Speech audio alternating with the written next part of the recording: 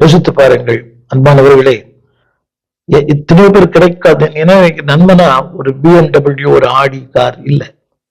இந்த தேவனை ஆராதிக்கிற ஒரு பெரிய நன்மை தந்தாரே. ஆண்டவருக்கு ஒரு பயனுள்ள ஒரு வாழ்க்கை வாழ, ஆலயத்துல சின்ன வேலை செய்ய, இசைக்கறி வாசிக்கலாம், ஒரு ஊடகத்துல பணியாற்றலாம், சபையில ஏதோ ஒரு வேலை, ஒரு ஊழியனுக்கு உதவியா இருக்கலாம். அதான் நன்மை தானே. அந்த தேவன் செய்த நன்மைகளுக்காக நன்றி சொல்லுங்கள். இன்றைக்கு நிறைய பேர் நன்றி கெட்ட மக்களா இருக்கிறார்கள். உங்க குடும்பத்துல உங்களுடன் பிறந்தவங்க கஷ்டப்படுறாங்க தெரியுமா? உன் சகோதரி, உன் சகோதரன் இவ்வளவு பேர் வியாதியா இருக்கிறாங்க. உங்களை விட இள வயதுடன் மரித்து போனார்கள். ஆனா கர்த்தர் ஜீவன் கொடுத்திருக்கிறார். Give thanks. அவர் தந்த ஆசீர்வாதங்களுக்காக.